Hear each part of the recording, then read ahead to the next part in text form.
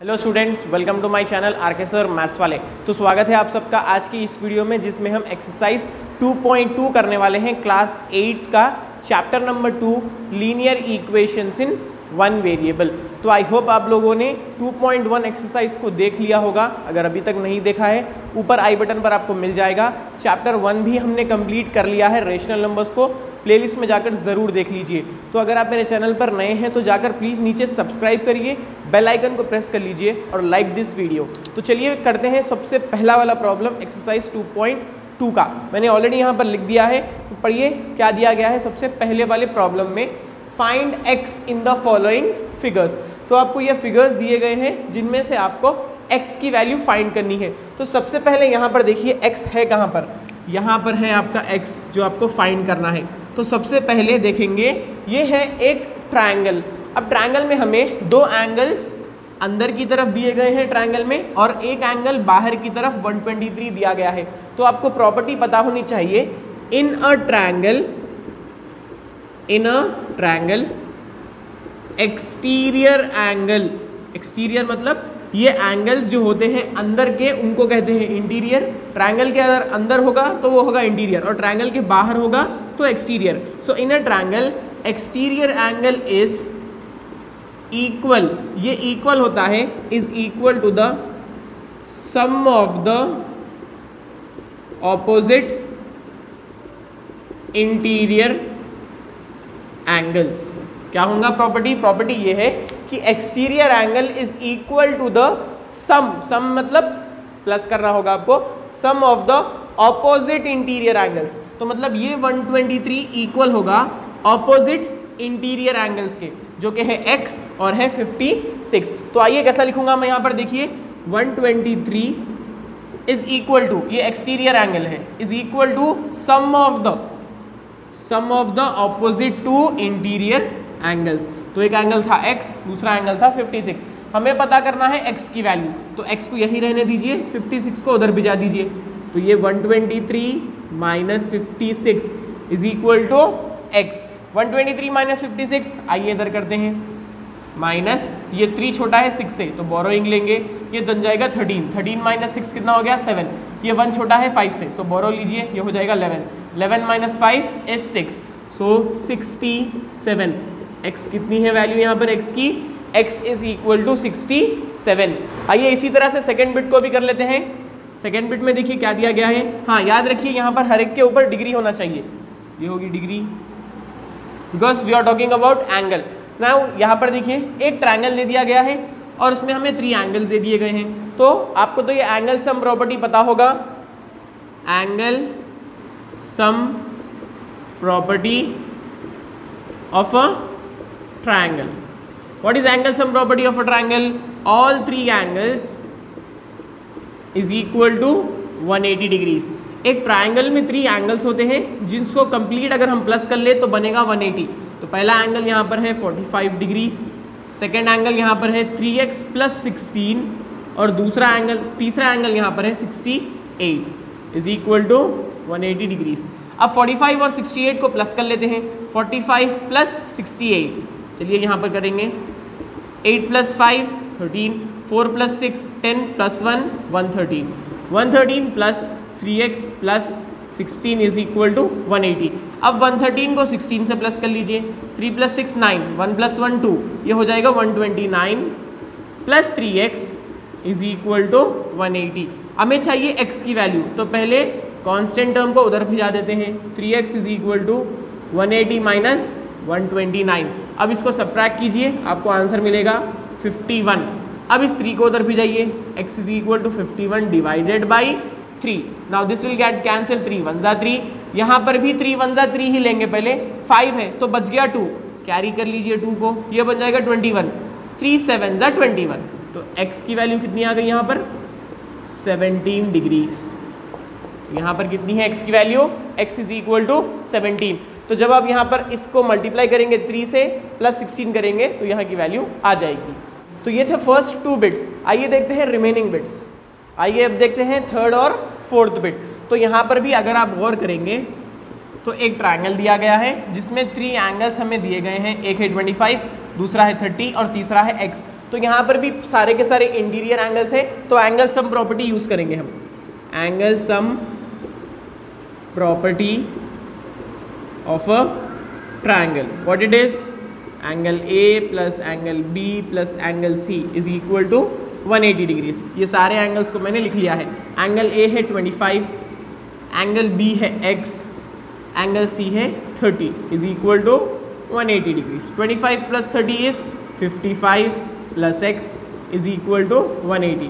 इस 55 को उधर भिजा दीजिए, 180 माइनस 55 कितना आएगा, x is equal to 125 degrees. जब आप 180 को 55 से माइनस करोगे तो आपको x की वैल्यू 125 डिग्रीज आएगी। तो ये था थर्ड बिट। आइए देखते हैं अब फोर्थ बिट, बहुत गौर से देखिए, फिगर हमें सब बताता है। तो ये है ट्रायंगल XYZ, तो लिखिए इन ट्रायंगल XYZ, यहाँ पर XY सिमिलर है XZ के। देखिए यहाँ पर, यहाँ ये साइड इक्वल टू है ये साइड के, so XY is equal to XZ, ये साइड इक्वल है XZ के, तो मतलब एंगल भी सेम होगा। Angle Y is equal to angle Z, तो एंगल Y कितना है 2x plus 7 is equal to angle Z कितना है 45 डिग्रीज। देखिए हमने किस तरह से किया है, ये है ट्रायंगल XYZ में आपको ये दोनों साइड्स इक्वल दिए गए हैं। ओके, तो ये एक आइसोसेलेस ट्रायंगल है जहां पर टू साइड्स इक्वल दिए गए हैं। अब साइड्स इक्वल है तो उसके एंगल्स भी इक्वल होंगे। तो ये देखिए angle Y is equal to angle Z, angle Y दिया गया है 2x प्लस 7, एंगल Z दिया गया है 45। इस 7 को उधर भिजाइए, 2x is equal to 45 minus 7, 45 minus 7 अगर आप करोगे तो आपको आएगा 38।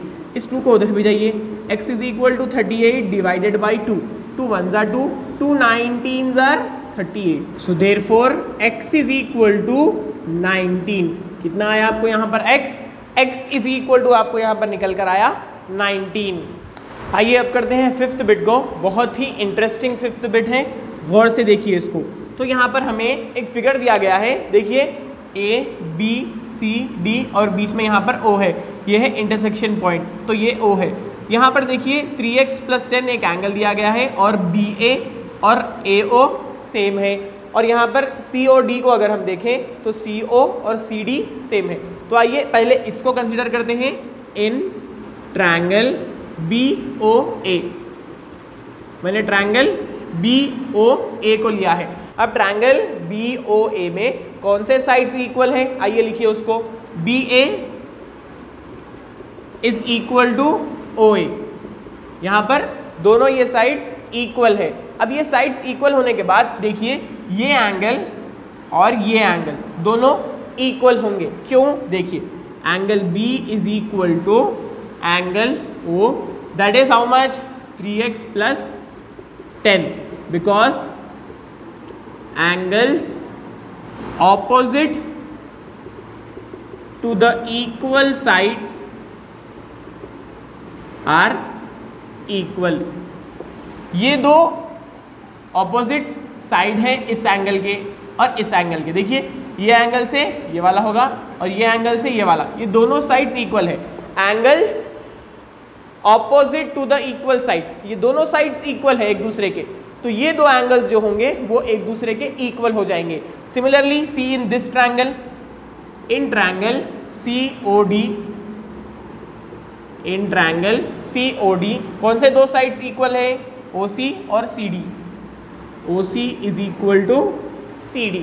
तो अब ये दो साइड्स इक्वल हैं, तो ऑपोजिट एंगल्स कौन से हुए, ये एक हो गया ऑपोजिट एंगल और ये हो गया, that is angle O is equal to angle D, let this be equation number 2। ठीक है, इसको हमने इक्वेशन 1 माना और इसको हमने इक्वेशन 2 माना। आई होप आपको समझ में आया होगा। पहले हमने ये ट्रायंगल लिया, फिर ये ट्रायंगल। अब आइए एक और चीज बताता हूं मैं आपको यहाँ पर, angle BOA is equal to angle COD,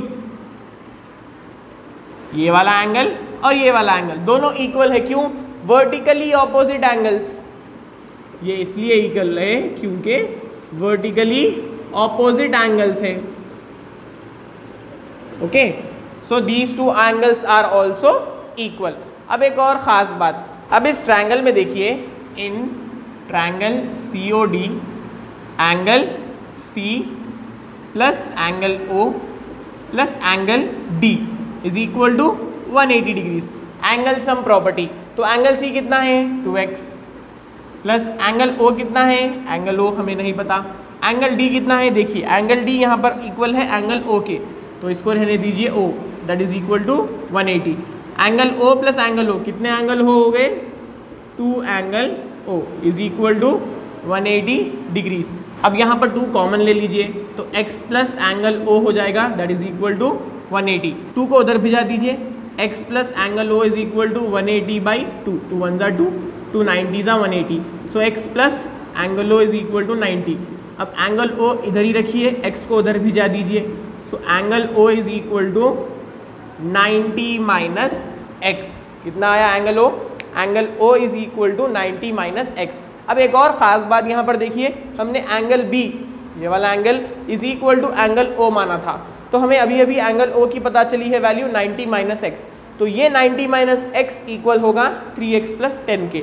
तो कैसे लिखेंगे, चलिए देखिए, from equation 1 angle B is equal to angle O। Angle B कितना है, देखिए यहाँ पर एंगल B है 3x प्लस 10 और एंगल O है 90 माइनस एक्स, तो इस x को इधर भिजा दीजिए, 10 को उधर भिजा दीजिए, 3x plus x 90 minus 10, 3x plus x होगा 4x, 90 माइनस 10 होगा 80, so x is equal to 80 divided by 4, 4 1 ज़ा 4, 4 2 ज़ा 8, 0 will be as it is, so x is equal to कितना आया यहाँ पर, so therefore x is equal to 20। तो इस तरह से आपको कंप्लीट लिखना होगा 5th वाला बिट।